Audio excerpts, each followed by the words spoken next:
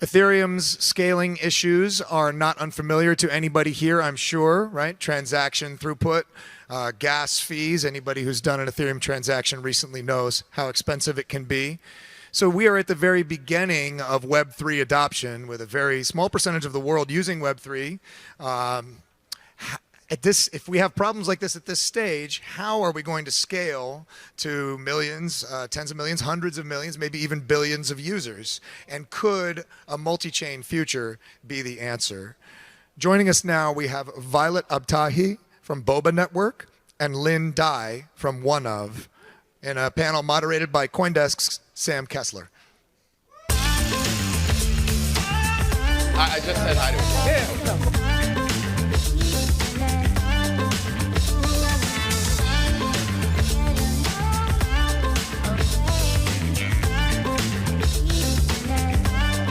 Okay, how's everybody doing? I can't actually see how many people are still here. I see more people coming in. That's exciting. So I'm super excited to be joined by Violet and Lin to talk a little bit more about this whole multi-chain thing. First, maybe you all can give some brief introductions of Boba and OneOf. So Lin, if you'd like to start off. Yeah, so OneOf.com is the mass consumer NFT platform. We mint NFTs on multiple proof-of-stake networks, including Tezos and Polygon, and more to be announced. And we specialize in music, sports, and lifestyle and brands. Boba Network is a layer 2 scaling solution. We started by scaling Ethereum, and the exciting thing that we're going to be speaking today about is that we're going multi-chain. Okay. So maybe let's kind of start broad. Violet, we were talking a little bit backstage about how you kind of view multi-chain through more of like a philosophical lens, and you're excited to go this route because there's this mission underlying this entire shift off one blockchain. Can you talk a little bit about that? Yeah, absolutely. The real topic is the why behind what we're doing, all of us in the ecosystem. And the truth is this is a socio-economic movement. It's not just reinventing the economic infrastructure, but we are going for a whole new social infrastructure so that we can create borderless economies, and we can allow people from everywhere in the world, irrespective of space-time, to tap into the global economy and participate. So that is our goal at Boba Network, to get to at least 1 billion users, to have access to crypto and blockchain and decentralized ecosystems. So going multi-chain seems like the right path to go so that we can scale at an exponential rate. Awesome. And Lin, maybe you can talk a little bit about kind of your team's path towards different blockchains. How have you decided what chains you want to deploy on and so on? Yeah, our goal at OneOf is to bring the next 100 million non-crypto native users onto blockchain through kind of the power of NFTs, right? That's kind of a gateway drug to get you onto blockchain. So in order to do that, our view is very kind of expansive and inclusive. You can't get to 100 million user really on one chain only. So eventually, in theory, that transactions are just going to flow to wherever there's the least friction and the highest liquidity. So right now, that doesn't really exist anywhere, right? So we're talking about there's the highest liquidity, let's say on ETH mainnet for NFTs on platforms like OpenSea, but it's a lot of friction, right? So there's a lot of friction. Even if you know what you're doing and you can manage your digital assets well, you get rugged all day long. Like everybody that I met at the last conference at VCon, like literally like prominent figures, everybody has had their some kind of security incident, right? So imagine now, how does somebody like my mom gonna be able to ever really figure out securing her digital asset? So we basically lower the friction of onboarding into the ecosystem. It's too difficult for the everyday consumer. So we basically, redevise the onboarding where it's a familiar kind of phone number, email onboarding. And then once you're in the ecosystem, once you get your first NFT, then you basically, we teach you all the other great things about kind of controlling your own digital assets. Cool. And Violet, another slightly more specific question. some more broad stuff to talk about, but I'm curious if you can speak to how Boba has made decisions on what chains to expand to. I know you're kind of like on, a path to expand past just Ethereum and EVM. Like, can you talk about like how you weigh the merits of different chains when you're making those sorts of decisions? Yeah, absolutely. I'll dial back a little bit on how like it even started to really flourish the way it did. So we invented a technology called hybrid compute, which enables the interoperability of Web 2 and Web 3. So essentially allowing the smart contract to call any off-chain API and run transactions and then atomically bring it back on-chain, which is a problem that we had seen that we need to solve for the ecosystem. As there are three pillars: how do we make the blockchain faster, cheaper, and smarter? So in order to be able to make it smarter, we needed to create this technology. We announced it at ETH Denver, and we got a lot of traction from developers, and quickly realized that this is an incredible solution for a lot of the layer ones. We were only scaling Ethereum. So we started conversations, and we're in conversations with many chains right now, but we have deployed now with Moonbeam and Phantom, and the decisions come from multiple different levels. For one, we're starting with EVM compatible chains because it is the path of least resistance for us right now. We're definitely moving to non-EVM compatible as well, but it also comes with the needs and the priorities at the other chains as well. So when Moonbeam reached out and we started the conversations, we realized this could be a very quick integration. So through the conversations, depending on how fast it goes. So multiple chains are in conversations, but these are the two that deployed quickest and fastest. Gotcha. Now I'm curious, starting with you, Lin, to kind of get both of your thoughts on this next question. Are we moving towards a world where there's a zillion different chains? Maybe they're application specific. Sorry, I hear like a ringing. Maybe they're application specific. Maybe they're just different blockchains, just different blockchains. Like, are we moving towards that world, or are we moving towards a world where right now we're going to have a bunch of different chains competing and then one wins out? Or are we headed somewhere, towards the middle where there's maybe a handful of chains, one that's more institutionally focused, another one, we'll have the Bitcoins, maybe an Ethereum. Like, how do you see things evolving, Lin? And then I'm curious to hear your thoughts, Violet. Yeah, I think it's not a bad thing that we have like hundreds or thousands of different options and chains, right, for specific use cases. Certainly, for example, like Tezos is super low energy impact and super low transaction fees, which makes it great for musicians that wants to basically, connect with their fan base and sell $1 NFTs.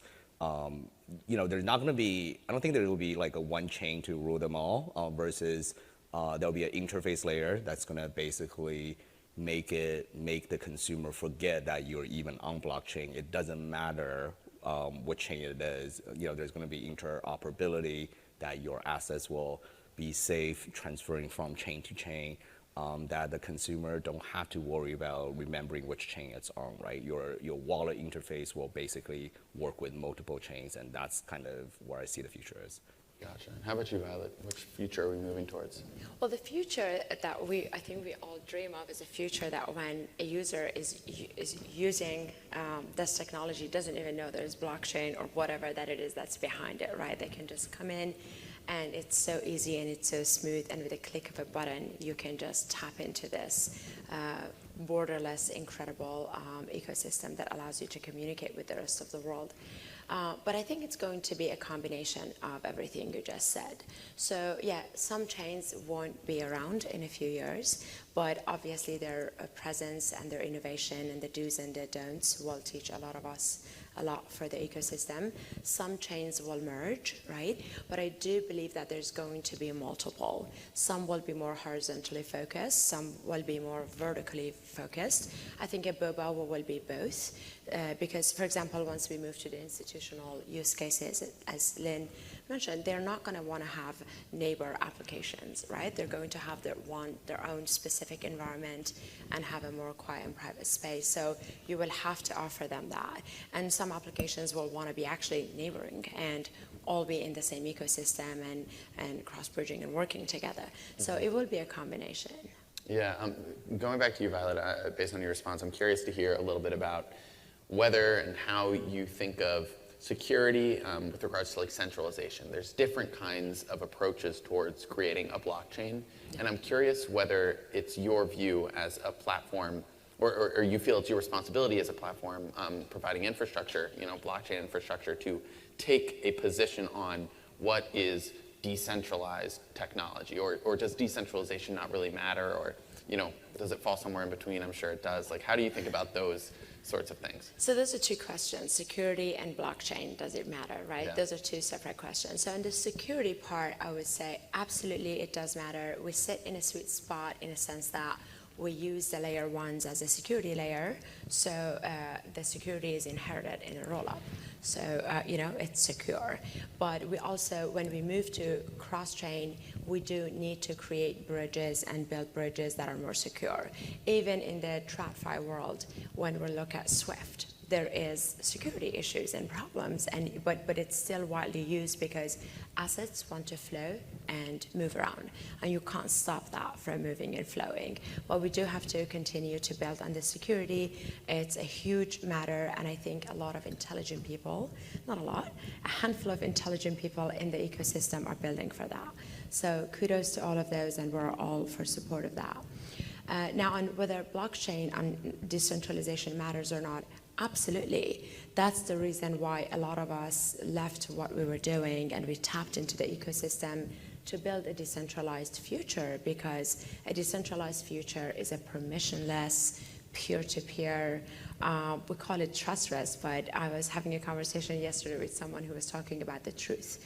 We want a future that is based on truth, right? Not just trustless, because if there's truth and if we can timestamp everything and if everything is just in a public ledger and we all have access to that, all of a sudden we're looking at a whole different world because it's not centrally managed. However, we cannot have a fully decentralized ecosystem, at least as of yet, which is why we're creating these hybrid solutions. There is a scarcity of blocks on chain, which stops us from building further intelligent applications, which is why we invented hybrid compute, so that we can go back and forth between off-chain and on-chain. However, the off-chain computation is going to be called by the smart contract to further secure that.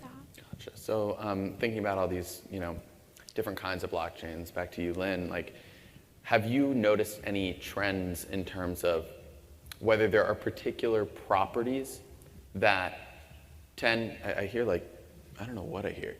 This is crazy.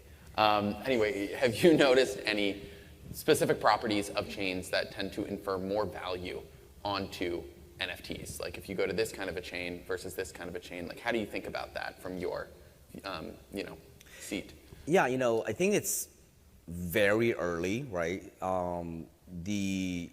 The very quickly ETH mainnet has gathered a lot of transaction volume, and that's where I think a lot of the NFT projects have been launched.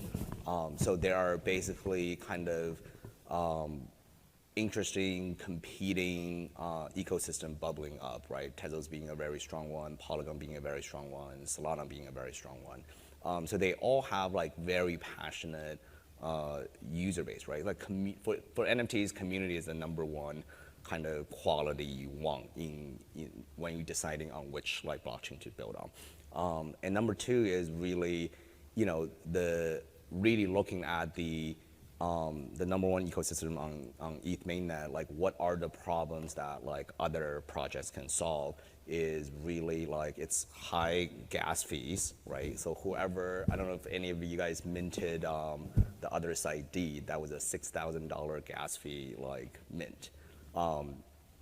And then the other thing is just the amount of the size of the ecosystem also attracts a lot of unwanted attentions, a lot of scams and phishing attacks and all of that. So we basically looking at all the different proof of stake is certainly the future for NFTs, right? Because if you think about the day when NFT really go mainstream is when Taylor Swift come out and say my next album will be entirely NFTs. It will only be, there'll be 1 million copies and it'll be $1, right? Because she doesn't want to sell NFTs for one NFT for $1 million to one person. She still want millions, 1 million fans to have that. So when that becomes, and the next iteration of that is when she says she's selling her music, that doesn't even need to say it's an NFT, right? So it's just her music. It's just kind of in this form that where you can collect and trade and like play for other people, right? So, yeah, so I think kind of to mass adoption, the most important thing is like low transaction fees, and really, that's probably the number one in the community. Yeah. Yeah. And maybe to go a little bit deeper on security with both of you. Obviously, we've seen a lot of attacks recently, particularly on bridges. You probably all remember the Ronin bridge attack, which was Axie Infinity's side chain to Ethereum, where the bridge got attacked, hundreds of millions of dollars got drained of users' money, whatever, got filled. But neither here nor there.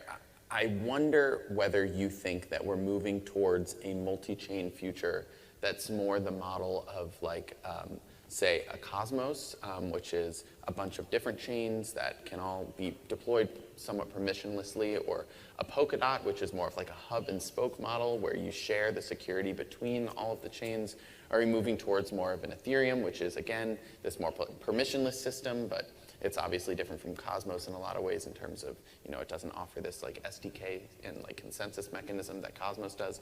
I don't know, without getting too technical, I'm sorry for bringing it down that rabbit hole, but yeah, I'm curious if either of you think about security in particular, like how do we maintain all of that, like, Yeah, it's very, when you try to do cross-chain, when you try to do a hybrid solution, there's a lot of security vulnerabilities, right? So the Ronin bridge attack was, from what I understand, was there were 5 of 7 multi-sigs that basically got directly targeted, Yeah. and they got the 5 people's seed phrase. Yeah. So that's not just kind of exploiting like code vulnerabilities, right? So it's like there's always a human vulnerability too.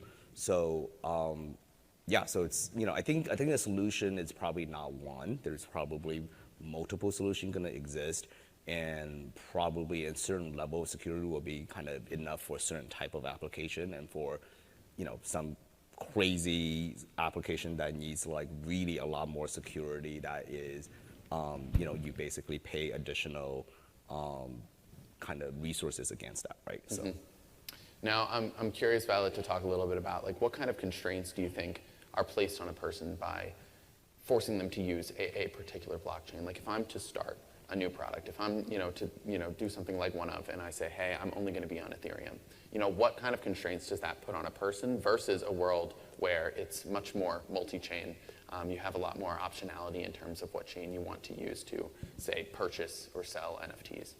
I think one of the most important things today is, I'm just going to dial back quickly, okay? Yeah. Just look at a few statistics together here. So the ethos of blockchain and what we're doing goes back to how do we give access to people in the most remote places in the world so that they don't have to suffer for survival, right? That's why having NFT platforms and creating this whole creator economy, and for people to be able to come and build applications, they need the right ecosystem. So 50% of the world today is living with under $2 per day, and a huge percentage of that is with under $1 per day. A third of the world population does not have access to banking. And there's a huge population in the world that is struggling for clean air, clean water, food, shelter, healthcare.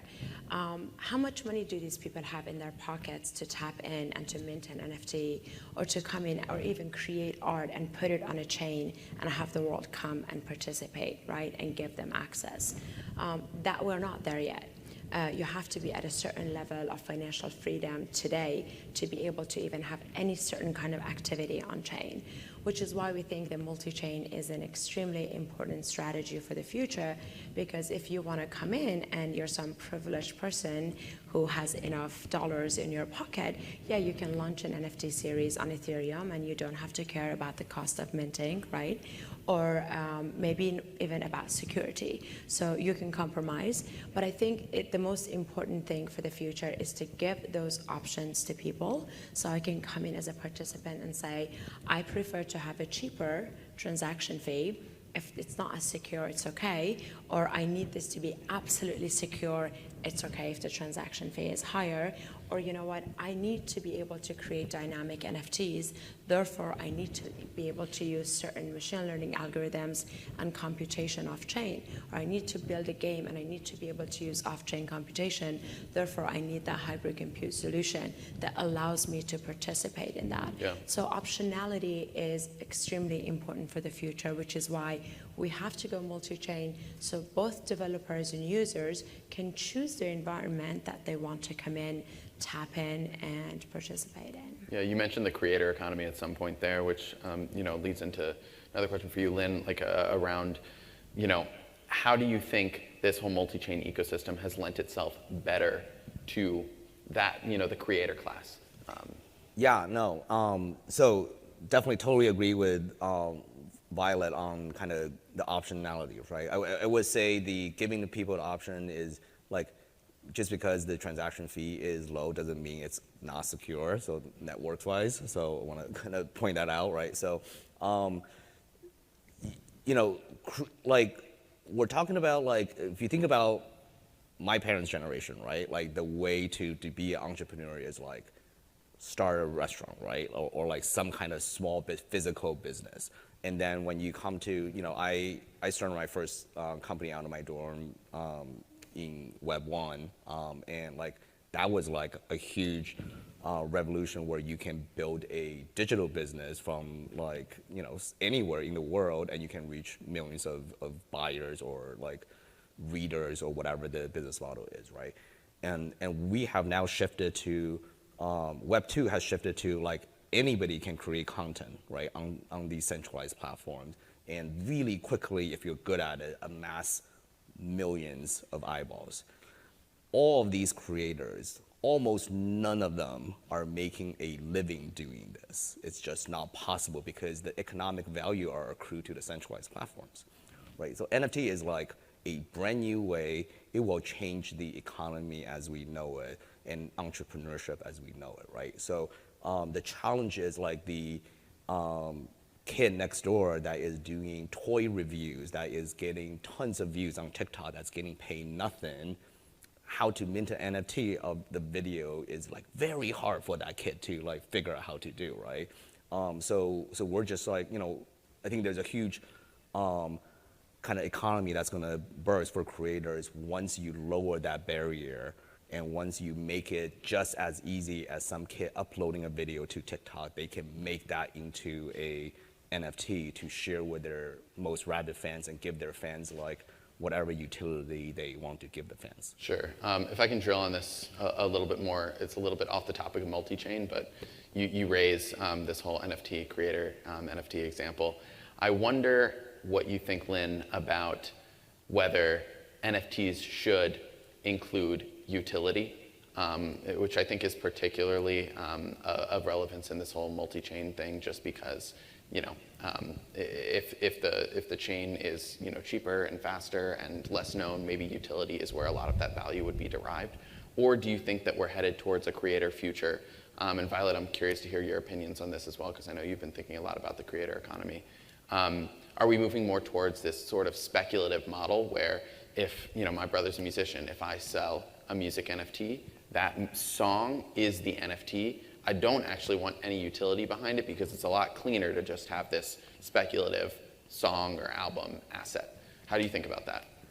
I think fundamentally, right, every NFT comes with utility anyways. The utility of being able to resell something very easily that you just bought, right? Sure. If I buy a physical baseball card from eBay, who's one of the OneOf partners, when I receive that card, I spend $10 on the card, I get it in the mail, and then like if I want to resell, I had to take a photo of it, put it up, and then I'm like, do I want to deal with like somebody buying it and I had to like go to the post office and ship it, right? So like the digital version of that card can be resold, listed, resold with very ease, right?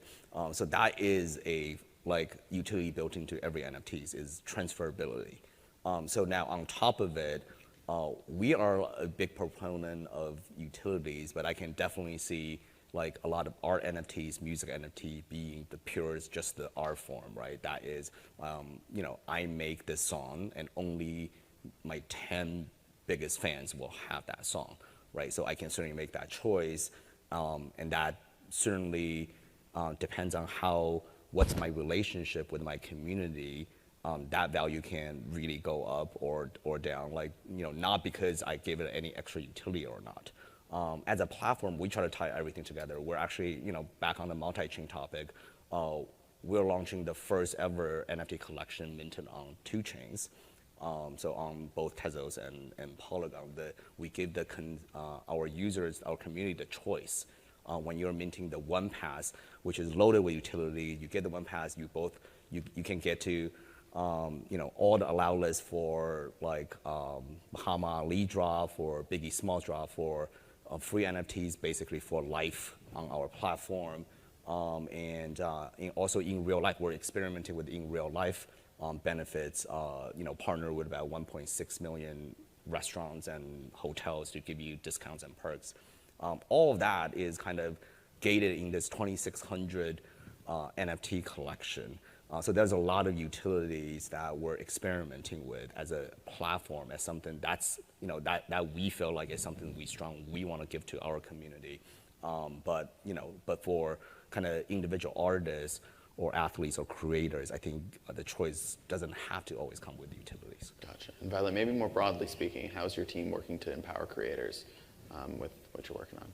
Well, we're an infrastructure play, right? So our goal is to create an infrastructure where developers and creators can come in and can build easier. So lowering the barriers to entry, lowering the gas fees, making speeding up the process.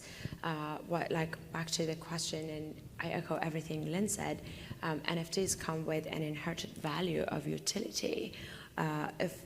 For creators who come in and they create these NFTs, for example, NFTs are a digital representation of an asset.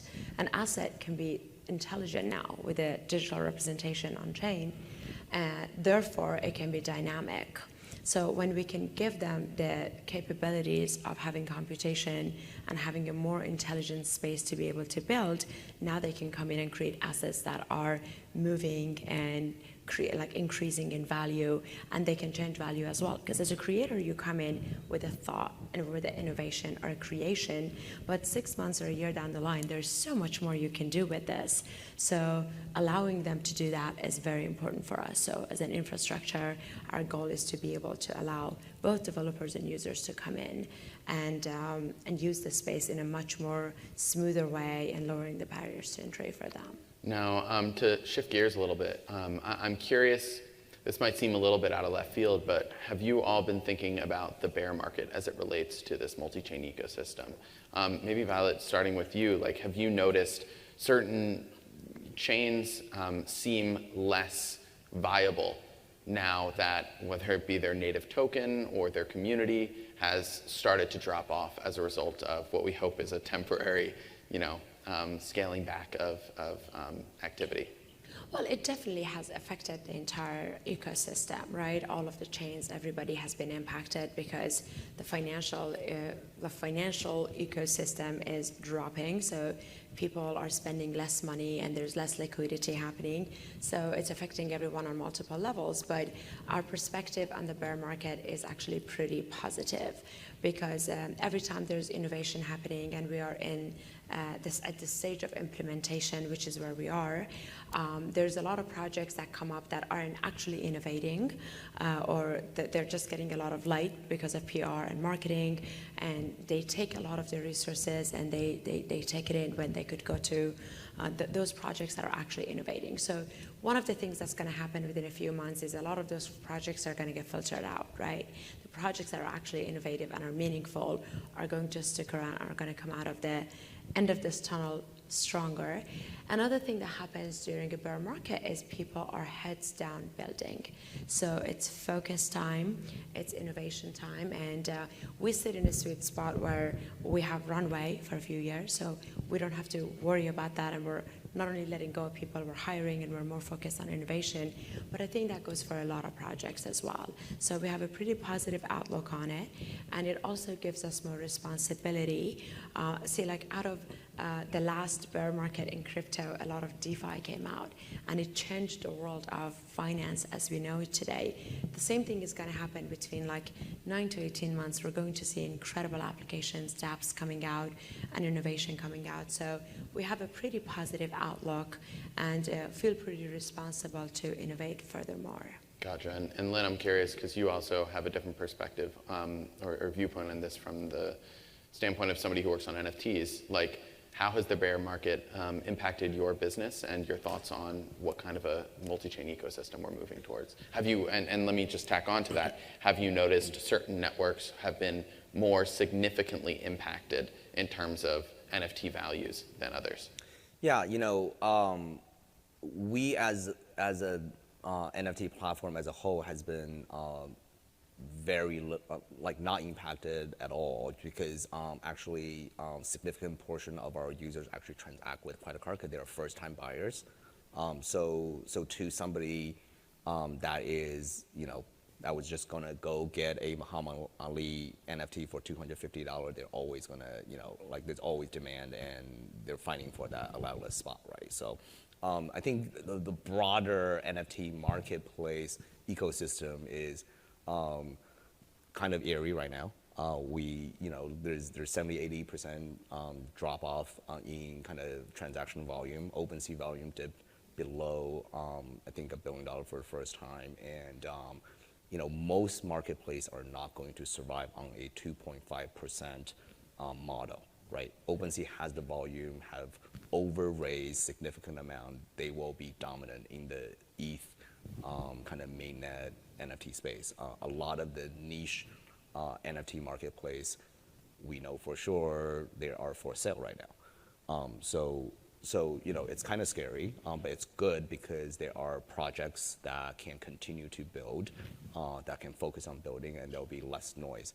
And from the NFT project themselves, I think the demand for utility is kind of a way of the community trying to also sifting out the weak from the strong, right? Like, Bored Ape Yacht Club is going to give out a lot of utilities, right? Like, platforms like OneOf is going to give out a lot of utilities. And there are platforms that is not as committed to, there's projects that may not be as committed to their community that couldn't afford to really continue to provide utilities in a downturn. So I think that you'll see a shakeout of kind of the projects, the project that will last long term versus some of the kind of very opportunistic projects. And just to follow up on that really quickly, we've got like 2-ish minutes left, Lin. I'm curious to just hear about how you found institutional players thinking about this space. Like, how have they partnered with you, and what have they found appealing about the multi-chain vision as opposed to a more unichain vision?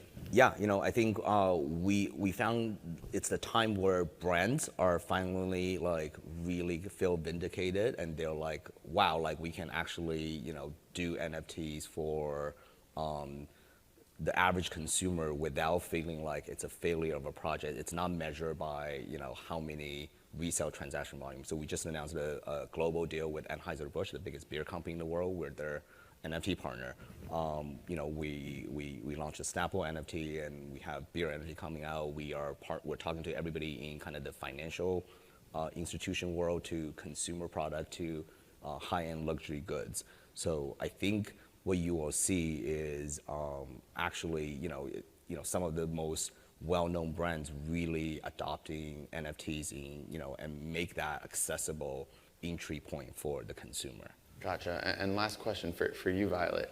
So I was in an Uber the other day, just remembering this now, but my driver, he mentioned, he asked, what I was doing. I said I was at a crypto conference, and he was like, oh, I bought a bunch of it. And I was like, oh, what kind? And he's like, what do you mean, what kind? And I was like, well, what kind? Like Bitcoin or and he was like, what do you mean I thought there was only Bitcoin. And I think that just speaks to this broad awareness thing that we have. And I'm curious, whether that's something that you found in your work, and whether there's needs to be more awareness of this, or is it just going to work under the hood with a bunch of different chains operating and us being none the wiser? That's a wonderful question. I'm so happy you actually brought this up. So the technical infrastructure and the enabling technologies are one thing that we're using them as a nervous system to be able to connect the planet together, right? But the two aspects that we're consistently talking about that are extremely important are one, culture, and two, education. So we need to, as an ecosystem, really, really focus on that. And I'm always inviting people to come and join forces with us and with the rest of the creators in the space to be able to increase awareness and culture as well. Because education is a huge part of this. And then also there's a cultural aspect that we need to bring about so that you can't come to this space with the same scarcity mindset. You have to come into this with a whole new perspective to be able to tap into it. So 100% agree that there's a huge need for that. We have an incredible team actually in-house that works a lot on content. We're sitting in the audience here to educate with videos and with writings and with a lot of, speaking to the broader audience to be able to educate them. So absolutely important. We should be all focusing on that. And again, I invite a lot of people from mainstream to come and learn and to spread the message. Awesome. Well, thank you, Violet. Thanks, Lin. Round of applause. Thank you, Sam.